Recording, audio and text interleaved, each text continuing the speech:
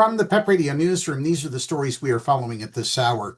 King Charles III said Canada is facing unprecedented challenges in a world that never has been more dangerous as he opened the Canadian Parliament on Tuesday with a speech widely viewed as a show of support in the face of annexation threats by the United States and President Donald Trump. The King is the head of state in Canada, which is a member of the Commonwealth of Former Colonies. The Trump administration's repeated suggestion that Canada become the 51st state prompted Prime Minister Mark Carney to invite Charles to give a speech from the throne outlining the Liberal government's priorities for the new session of Parliament. We must face reality. Since the Second World War, our world has never been more dangerous and unstable. Canada is facing challenges that in our lifetimes are unprecedented, Charles said in French, one of Canada's official languages. He added that many Canadians are feeling anxious and worried about the drastically changing world around them. The King reaffirmed Canada's sovereignty, saying the true north is indeed strong and free. Trump seemed to respond to the King's visit later Tuesday, writing that if Canada becomes the cherished 51st state, it won't have to pay to join his future Golden Dome missile defense program. It's rare for the monarch to deliver the speech from the throne in Canada. Charles's mother, the late Queen Elizabeth II, did it twice. The King noted that it had been nearly 70 years since his mother first opened Parliament. The visit to Canada was Charles's first as king and his 20th overall. In other news, Secretary of State Little Marco is up to no good.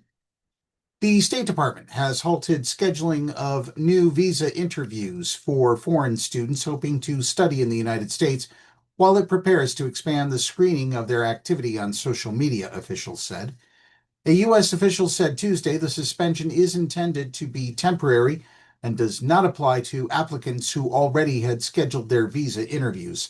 The official spoke on condition of anonymity to discuss an internal administration document. A cable signed by Secretary of State Marco Rubio and obtained by the Associated Press says the State Department plans to issue guidance on expanded social media vetting.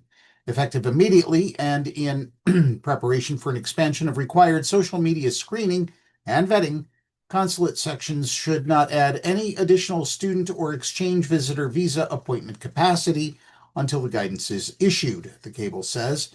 Asked about the suspension at a briefing Tuesday, State Department spokesperson Tammy Bruce said the U.S. uses every available resource to vet people applying for visas. We will continue to use every tool we can to assess who it is that's coming here, whether they are students or otherwise, Bruce said. And finally, this news from California. The governing board for California high school sports is changing its competition rules at this weekend's state track and field championships to allow more girls to take part amid controversy over the participation of a trans student athlete.